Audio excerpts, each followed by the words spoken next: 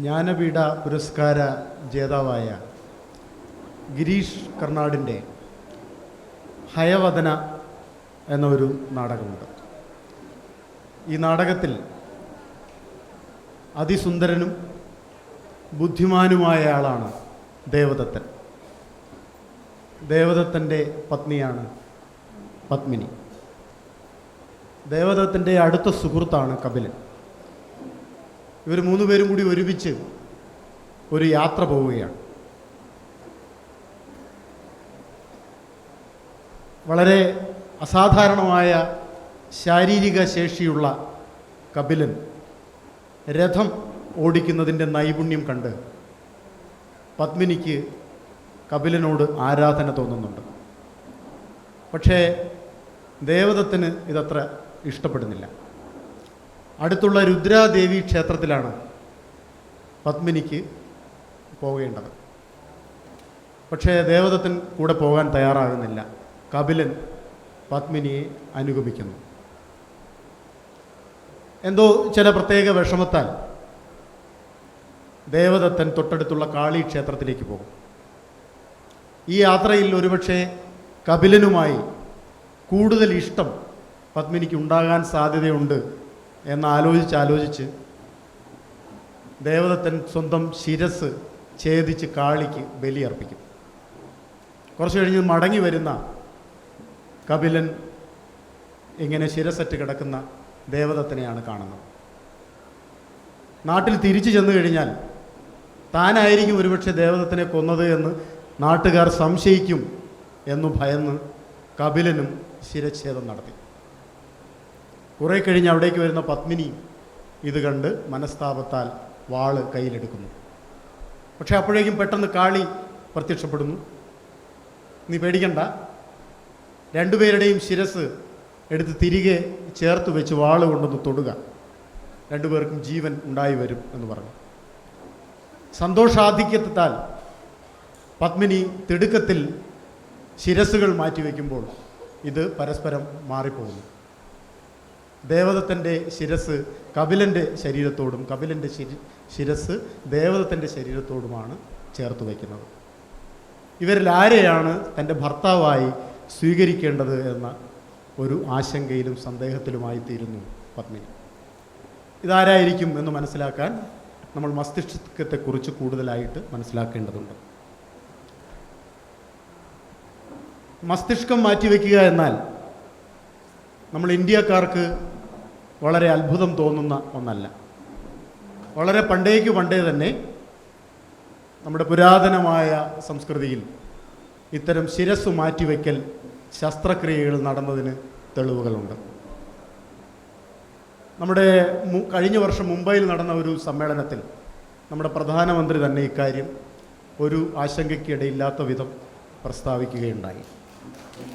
അല്ലെങ്കിൽ പിന്നെ ഈ ആനയുടെ തലയും മനുഷ്യൻ്റെ ശിരസുമൊക്കെ എങ്ങനെയാണ് ചേർന്നത് എന്ന് അദ്ദേഹം ചോദിക്കുകയുണ്ടായി.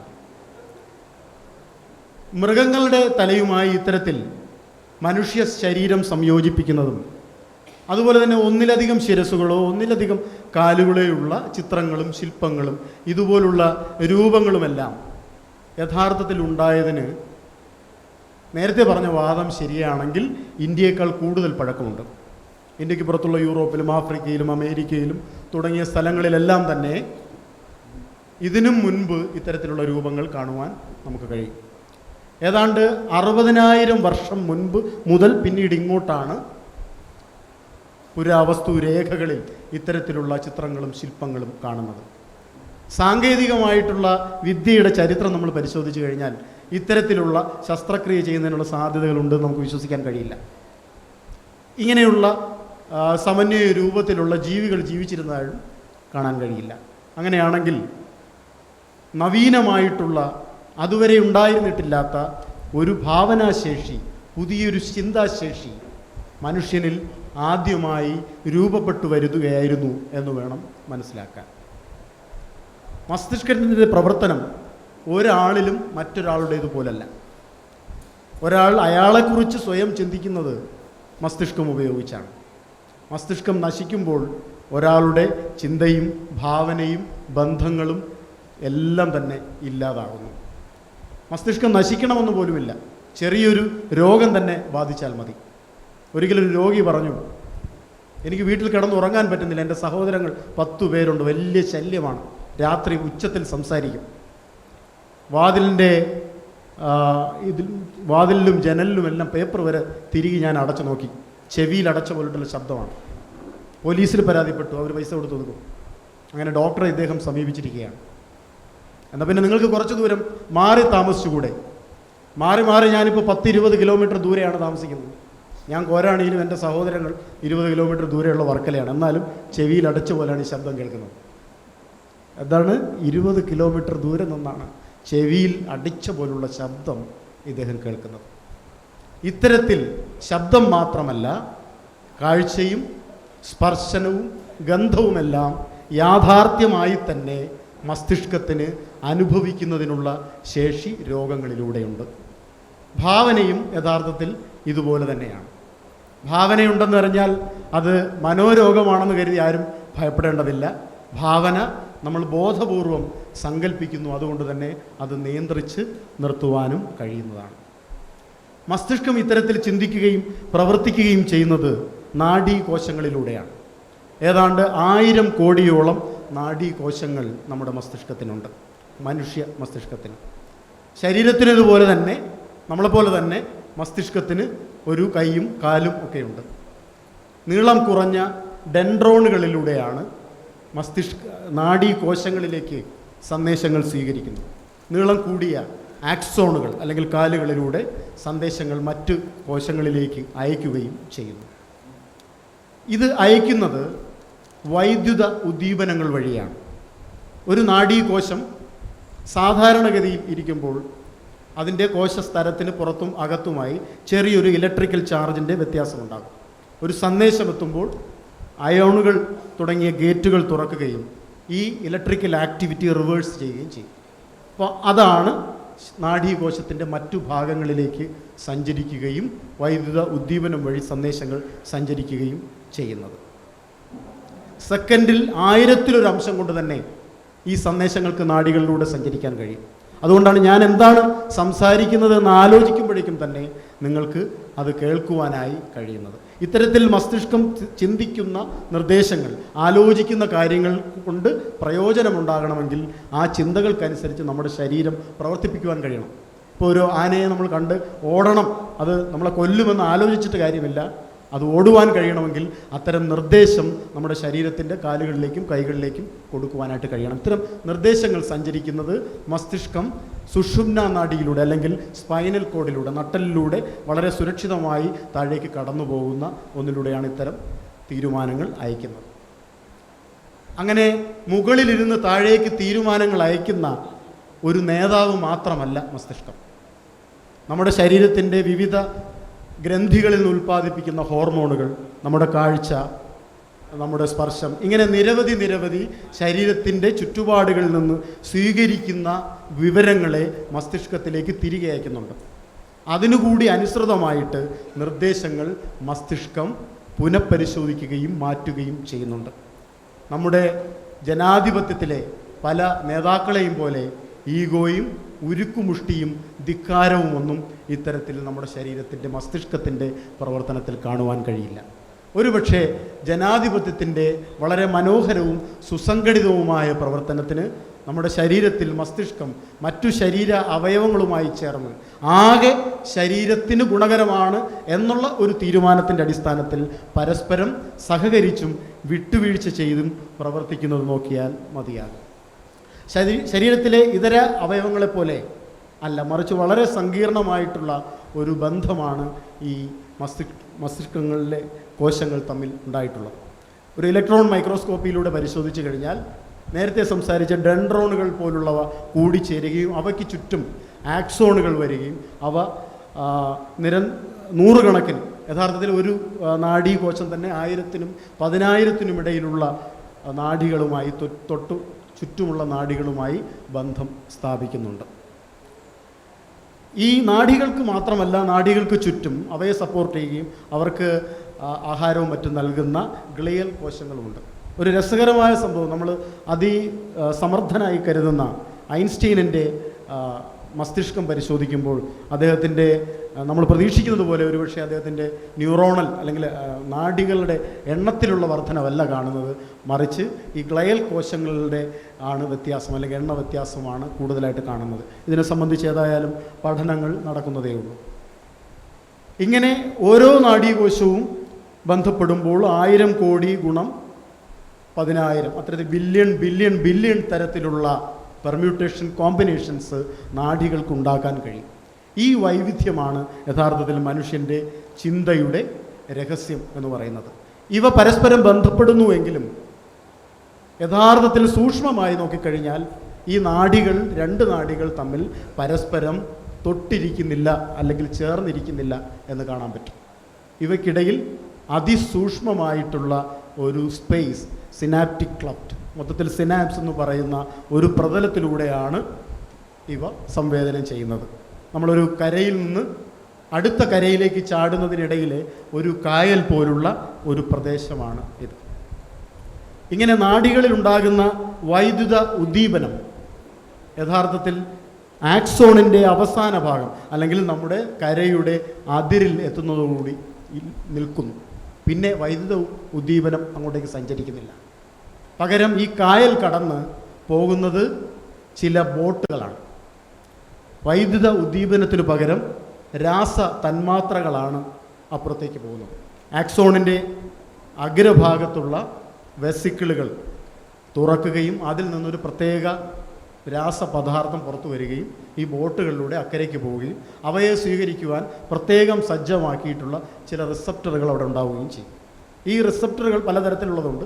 ഈ റിസപ്റ്ററുകളുമായി ചേർന്ന് പ്രവർത്തിക്കുമ്പോഴാണ് അടുത്ത കോശത്തിൽ മാറ്റം ഉണ്ടാകുന്നത്. അടുത്ത കോശം നാഡീകോശം മാത്രമാകണമെന്നില്ല. അതൊരു മസിലാകാം, അല്ലെങ്കിൽ അതൊരു ഗ്രന്ഥിയാകാം, അല്ലെങ്കിൽ മറ്റൊരു ന്യൂറോണാകാം. ഇതിൻ്റെ ഒരു പ്രത്യേകത, വൈദ്യുത ഉദ്ദീപനമാണെങ്കിൽ ആ ഉദ്ദീപനം അപ്പുറത്തെ കോശത്തിനെ ആക്ടിവേറ്റ് ചെയ്യിക്കുന്നതിന് അല്ലെങ്കിൽ ഉത്തേജിപ്പിക്കുന്നതിന് മാത്രമേ കഴിയുകയുള്ളൂ. രാസപദാർത്ഥങ്ങളുടെ പ്രത്യേകത, ചിലപ്പോൾ നമുക്ക് ചില കോശങ്ങളുടെ പ്രവർത്തനം നിയന്ത്രിക്കേണ്ടതുണ്ട്. ഉദാഹരണത്തിന് ഇപ്പോൾ ഉറക്കം പോലുള്ള ആക്ടിവിറ്റി, അല്ലെങ്കിൽ ഹൃദയത്തിൻ്റെ ചലനം കുറയ്ക്കണം, ഇതൊക്കെ നിഷേധ സ്വഭാവങ്ങൾ ഉള്ള ഉത്തേജനങ്ങളാണ് നൽകേണ്ടത്. രാസതന്മാത്രകൾക്ക്, ഇത്തരത്തിൽ വൈവിധ്യമുള്ള രാസതന്മാത്രകൾക്ക് അത് സാധിക്കും. അസറ്റൈൽ കൊളിൻ വളരെ വൈഡായിട്ട് സ്റ്റഡി ചെയ്തിട്ടുള്ള അത്തരത്തിലുള്ള ഒരു തന്മാത്രയാണ്. ഇതുപോലെ 100 കണക്കിനോളം തന്മാത്രകൾ നമ്മുടെ മസ്തിഷ്കത്തിൽ പ്രവർത്തിക്കുന്നതായി കണ്ടെത്തുവാൻ കഴിഞ്ഞിട്ടുണ്ട്. ചെറുപ്പം മുതൽ നമ്മൾ സ്വീകരിക്കുന്ന ഓരോ അനുഭവങ്ങളും ഇത്തരം സിനാപ്സുകളുടെ പ്രവർത്തനത്തിലൂടെ ആണ് ഓർമ്മകളായി മാറുന്നത്. ഇവ ഒരു കോശവും മറ്റൊരു കോശവും ചേർന്ന, ഒരുപക്ഷെ നിരവധി കോശങ്ങൾ ചേർന്ന ഒരു ചെയിൻ പോലെയുള്ള ഒരിടത്താണ് ഒരുപക്ഷെ സൂക്ഷിച്ചു വച്ചിരിക്കുന്നത് എന്ന് പറയാം. നൊബേൽ സമ്മാനാർഹനായ എറിക് കാൻഡൽ എന്ന് പറയുന്ന പോളണ്ടിലെ ശാസ്ത്രജ്ഞനാണ് ഇത് സംബന്ധിച്ചിട്ടുള്ള പ്രത്യേകമായിട്ടുള്ള പഠനം നടത്തിയത്. അപ്ലൈസിയ എന്ന് പറയുന്ന ഒരു ജീവിയിലെ ലോങ് ടേം മെമ്മറീസ് എങ്ങനെയാണ് അത് സേവ് ചെയ്യുന്നത് എന്നുള്ള പഠനങ്ങളാണ്. ഈ സിനാപ്സുകളിൽ ഉണ്ടാകുന്ന പെർമനൻ്റ് ആയിട്ടുള്ള ഒരു ഘടനാ വ്യത്യാസം ഉണ്ടാകുന്നത് കൊണ്ടാണ് ഇത്തരത്തിൽ മെമ്മറികൾ ഉണ്ടാകുന്നത് എന്നാണ് അദ്ദേഹം പറഞ്ഞത്. അതുകൊണ്ടാണ് നമുക്ക് അമ്മയെയും അച്ഛനെയും തിരിച്ചറിയാൻ പറ്റുന്നത്. അതുകൊണ്ടാണ് സുഹൃത്തിനെയും ശത്രുവിനെയും നമുക്ക് തിരിച്ചറിയാൻ പറ്റുന്നത്. അതുകൊണ്ടാണ് രക്ഷിക്കുന്നവരെയും രക്ഷിക്കാത്തവരെയും നമുക്ക് തിരിച്ചറിയാൻ പറ്റുന്നത്. അതുകൊണ്ടാണ് അനുകൂല സാഹചര്യത്തെയും പ്രതികൂല സാഹചര്യത്തെയും നമുക്ക് തിരിച്ചറിയുവാൻ കഴിയുന്നത്. ചുരുക്കത്തിൽ മനുഷ്യ മനസ്സിൻ്റെ സൂക്ഷ്മമായ, മനുഷ്യൻ്റെ വ്യക്തിത്വത്തിൻ്റെ ഏറ്റവും സൂക്ഷ്മമായിട്ടുള്ള ഇടം വേണമെങ്കിൽ മസ്തിഷ്കത്തിലെ സിനാപ്സുകൾ ആണെന്ന് പറയാം. ഇത് നമ്മൾ സാധാരണഗതിയിൽ കമ്പ്യൂട്ടർ പോലെ, ഒരു ഹാർഡ് ഡിസ്ക് പോലെ വളരെ പെർമനൻ്റ് ആയിട്ടുള്ള ഇടമല്ല. മറിച്ച് അനുഭവങ്ങൾ മാറുന്നതിനനുസരിച്ച് പുതിയ സിനാപ്സുകൾ ഉണ്ടാകാം, ഉള്ള സിനാപ്സുകൾ ഇല്ലാതാകാം, ദുർബലമായ സിനാപ്സുകൾ ദൃഢമാകാം, ചിലത് കൊഴിഞ്ഞു പോകാം. ഇവ തമ്മിൽ നിരവധി മാറ്റങ്ങൾ ഓരോ കാലഘട്ടത്തിലും മാറ്റിക്കൊണ്ടുവരാം. അതുകൊണ്ട് തന്നെ ഒരു വിശ്വാസിക്ക് കുറേ കാലം കഴിയുമ്പോൾ ഒരു ഭൗതികവാദിയായിത്തീരുന്നതിനോ ഭൗതികവാദിക്ക് കുറേ കാലശേഷം വിശ്വാസിയായിത്തീരുന്നതിനോ സാധ്യമാണ്. നമ്മൾ പ്രേമം സിനിമ കണ്ടിരിക്കും. ഒരു കാമുകിയുടെ വൈകാരികമായ അനുഭവത്തിൽ നിന്ന് വിട്ട് മറ്റൊരു കാമുകിയെ എളുപ്പത്തിൽ സ്വീകരിക്കുന്നതിന് കാരണവും സിനാപ്സുകളിലെ അല്ലെങ്കിൽ മസ്തിഷ്കത്തിലെ ഈ പ്ലാസ്റ്റിസിറ്റി കാരണമാണ്. അതുകൊണ്ട് തന്നെ നമ്മുടെ അറിവിലും അനുഭവത്തിലും മാറ്റം വരുത്തിക്കൊണ്ട്, അനുഭവങ്ങളെ മാറ്റിക്കൊണ്ട് വ്യക്തിത്വത്തെ ഒരു പരിധിവരെയെങ്കിലും മാറ്റാൻ കഴിയും എന്നുള്ളതാണ് യാഥാർത്ഥ്യം. സ്വതന്ത്ര ലോകം പോലുള്ള ഇത്തരം പ്രവർത്തനങ്ങളുടെ പ്രത്യേകതയും പ്രസക്തമാകുന്നത് അറിവുകൾ സമാഹരിക്കുന്നതിലൂടെ നമ്മളറിയാതെ തന്നെ നമ്മുടെ മസ്തിഷ്കം നമ്മുടെ തീരുമാനങ്ങളിലും നിലപാടുകളിലും മാറ്റം ഉണ്ടാക്കിക്കൊണ്ടേയിരിക്കുന്നു. മസ്തിഷ്കം മാറ്റിവെക്കുക എന്നാൽ ഇത്തരത്തിൽ നമ്മൾ ശേഖരിച്ചിട്ടുള്ള ഓർമ്മകളെയും ബന്ധങ്ങളെയും ഭാവനയെയും അനുഭവത്തെയും ഒന്നടങ്കം മാറ്റിവെക്കുകയാണ് ചെയ്യുന്നത്. അതുകൊണ്ടത് മറ്റൊരു അവയവം സ്വീകരിക്കുന്നത് പോലെ എളുപ്പമല്ല. ആരും സ്വീകരിക്കാൻ തയ്യാറാവില്ല. മറ്റൊരാളുടെ അമ്മയായി സ്വീകരിക്കുന്ന തരത്തിലുള്ള ഒരു മസ്തിഷ്കത്തെ സ്വീകരിക്കാൻ തയ്യാറാവില്ല. മാത്രവുമല്ല, സാങ്കേതിക കാരണങ്ങളാലും മസ്തിഷ്കം മാറ്റിവെക്കുക അസാധ്യമാണ്.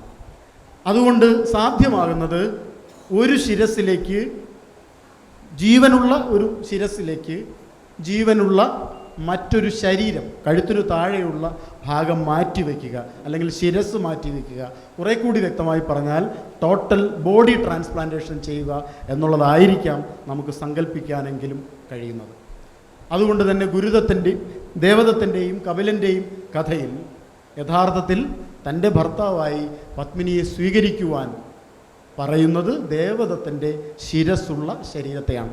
ഇതൊരു ഗുരുവാണ് ഈ നാടകത്തിൽ യഥാർത്ഥത്തിൽ ഉപദേശിച്ച് കൊടുക്കുന്നത്. മറ്റവയവങ്ങൾ നമ്മൾ സ്വീകരിക്കുമ്പോൾ, ഹൃദയമോ അല്ലെങ്കിൽ കരളോ കണ്ണുകളോ ഒക്കെ സ്വീകരിക്കുമ്പോൾ ഈ ആന്തരിക അവയവങ്ങളായതുകൊണ്ട് തന്നെ നമ്മൾ അവയെ കാണുന്നില്ല. പക്ഷെ നമ്മുടെ ശരീരം അതുപോലെയല്ല. നമ്മൾ ഓരോ തവണ നമ്മുടെ വ്യക്തിയെന്ന് മാനസികമായി വിചാരിക്കുന്നെങ്കിലും അത് ശരീരത്തെ ആയിട്ടാണ് നമ്മൾ കാണുന്നത്.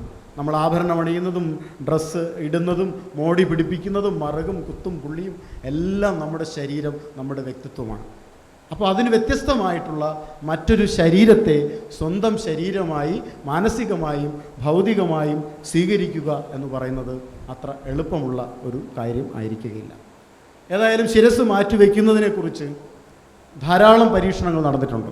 അതിലേറ്റവും വിവാദമായിട്ടുള്ള അല്ലെങ്കിൽ പ്രത്യേകതയുള്ള പരീക്ഷണം നടന്നത് 1970 ആണ്. ഡോക്ടർ റോബർട്ട് വൈറ്റ് നടത്തിയ പരീക്ഷണമാണ്. അദ്ദേഹം റീസസ് കുരങ്ങിൻ്റെ 2 കുരങ്ങുകളിൽ ഒരു കുരങ്ങിൻ്റെ ശിരസ് വെട്ടി മറ്റൊരു കുരങ്ങിനോട് ചേർത്ത് വെച്ചതിന് ശേഷം അത് കണ്ണു തുറക്കുകയും ആഹാരം കഴിക്കുകയും ഒക്കെ ചെയ്യുന്നുണ്ടായിരുന്നു. ഇടയ്ക്ക് ആശുപത്രിയിലെ ഒരു സ്റ്റാഫിനെ കടിക്കുകയും ചെയ്തു. അതിന് പുതിയ ശരീരം ഒരുപക്ഷെ ഇഷ്ടപ്പെട്ടിട്ടില്ലാത്തായിരിക്കാം. 7 ദിവസം മാത്രമേ നിർഭാഗ്യവശാൽ ഈ കുരങ്ങ് ജീവിച്ചിരുന്നുള്ളൂ. പിന്നീട് നിരന്തരമായിട്ടുള്ള സമ്മർദ്ദങ്ങളുടെ ഭാഗമായി എത്തിക്കലായിട്ടുള്ള കാര്യങ്ങളുണ്ട്. അങ്ങനെ പല കാരണങ്ങളാൽ അദ്ദേഹത്തിൻ്റെ ലബോറട്ടറി അടച്ചുപൂട്ടുവാൻ അദ്ദേഹം നിർബന്ധിതമായി. പ്രധാനമായിട്ടും ഇതിനുള്ള കാരണം എന്ന് പറയുന്നത് ഈ മസ്തിഷ്കവും അതിൻ്റെ ശരീരവുമായി ബന്ധപ്പെടുന്ന സ്പൈനൽ കോഡുകൾ തമ്മിൽ ചേർക്കുവാൻ റോബർട്ട് വൈറ്റിന് സാധിച്ചില്ല. അതുകൊണ്ട് തന്നെ മസ്തിഷ്കം ശരീരത്തിൻ്റെ നിയന്ത്രണം ഏറ്റെടുക്കുന്ന തരത്തിൽ ഉണ്ടാകുവാൻ കഴിഞ്ഞില്ല. ഇതിന് കാരണം ഈ മസ്തിഷ്കം ഒരു കുരങ്ങിൻ്റെയും ബോഡി മറ്റൊരു കുരങ്ങിൻ്റെയും ആയതുകൊണ്ടല്ല. ഒരേ ആളുടെ തന്നെ മസ്തിഷ്കവും സ്പൈനൽ കോഡുമാണെങ്കിൽ പോലും ഇത് യോജിക്കുക ഇന്നുവരെ സംഭവിച്ചിട്ടുള്ള ഒരു കാര്യമല്ല. കാരണം നമ്മൾ അപകടങ്ങളിൽപ്പെട്ട് സ്പൈനൽ കോഡിന് ക്ഷതമേറ്റിട്ടുള്ളവരെ കുറിച്ച് നിങ്ങൾ നോക്കിയാൽ മനസ്സിലാക്കാൻ പറ്റും. അവരുടെ ശരീരം തളർന്നു പോകുന്നതിന് കാരണം ഈ ക്ഷതമേറ്റ സ്പൈനൽ കോഡിൻ്റെ ഭാഗങ്ങളെ തമ്മിൽ കൂട്ടിയോജിപ്പിക്കുന്നതിനുള്ള ചികിത്സ ലഭ്യമല്ലാത്തത് കൊണ്ടാണ്. ഇതിന് കാരണം കുട്ടികളിൽ മാത്രമാണ് നാഡികൾ പുതുതായി വളരുന്നത്. മുതിർന്നവരാകുന്നതോടുകൂടി ഈ നാഡികളുടെ വളർച്ച പൂർണ്ണമായും ഇല്ലാതാകുന്നു. ഒരു സൂക്ഷ്മമായ ഒരു ബ്ലേഡ് കൊണ്ട് നമ്മൾ കീറുകയാണെങ്കിൽ പോലും അവ തമ്മിൽ ബന്ധമുണ്ടായി ഒരു കണ്ടിന്യൂസായി ഈ ഇലക്ട്രിക്കൽ ആക്ടിവിറ്റി പാസ് ചെയ്യുക അസാധ്യമാണ്. ഇതാണ് മസ്തിഷ്ക മാറ്റിവെക്കൽ അല്ലെങ്കിൽ ശിരസ് മാറ്റിവെക്കലിൻ്റെയും തടസ്സമായി നിലനിൽക്കുന്നത്. ഏതാണ് യാഥാർത്ഥ്യമെങ്കിലും മനുഷ്യനിൽ ആദ്യമായി ശിരസ് മാറ്റിവെക്കുന്ന ശസ്ത്രക്രിയ നടക്കുവാൻ പോവുകയാണ്. ആശങ്കാജനകമായ ഈ പരീക്ഷണത്തിന് ഇനി കൃത്യം 2 വർഷമേ ഉള്ളൂ. 2017 ഡിസംബറിൽ ചൈനയിലാണ് ശിരസ് മാറ്റിവെക്കൽ ശസ്ത്രക്രിയ നടക്കുന്നത്. ഇതിനാകെ ആവശ്യമായിട്ടുള്ളത് ഒരാളുടെ ശിരസ്, എൻ്റെ ശിരസ്, മറ്റൊരു ശരീരം സ്വീകരിക്കുവാൻ തയ്യാറാകുന്ന ഒരാളുടെ വോളണ്ടറി ആയിട്ടുള്ള സമ്മതമാണ്. വേർഡിംഗ് ഹോഫ്മാൻ എന്ന് പറയുന്ന ഒരു പ്രത്യേകതരം മോട്ടോർ ന്യൂറോൺ ഡിസീസ് ബാധിച്ചിട്ടുള്ള വാലറി സ്പിരിഡോനോവ് എന്ന് പറയുന്ന ഒരു റഷ്യക്കാരൻ, ചെറുപ്പക്കാരനാണ്, 30 വയസ്സുള്ള ചെറുപ്പക്കാരൻ തൻ്റെ ശിരസിലേക്ക് അനുയോജ്യമായ ഒരു ശരീരം കിട്ടുകയാണെങ്കിൽ സ്വീകരിക്കാൻ തയ്യാറാണെന്ന് പ്രഖ്യാപിച്ചു കഴിഞ്ഞു. ഈ ശസ്ത്രക്രിയ നടത്തുന്നത് ഇറ്റാലിയൻ ന്യൂറോ സർജനായ ഡോക്ടർ സെർജിയോ കാനവറയും അദ്ദേഹത്തിൻ്റെ ഒരു സംഘം ഡോക്ടർമാരാണ്. ലോകത്തിലെ മറ്റു പല രാജ്യങ്ങളിലും ഏതെങ്കിലും തരത്തിലുള്ള എതിർപ്പുകൾ ഉണ്ടാകാമെന്ന് ഭയന്നിട്ടാണ് കുറച്ചുകൂടി ഓപ്പണായിട്ട് കാര്യങ്ങൾ ചെയ്യാൻ സാധ്യതയുള്ള ചൈനയിൽ ഇത് നടക്കുന്നത്. 150ഓളം ഡോക്ടർമാരാണ് ഇത് നേതൃത്വം നൽകുന്നത്. 36 മണിക്കൂർ നീണ്ട ശസ്ത്രക്രിയയായിരിക്കും. 11 ദശലക്ഷം ഡോളറാണ് ഇതിൻ്റെ ചെലവായി കണക്കാക്കുന്നത്.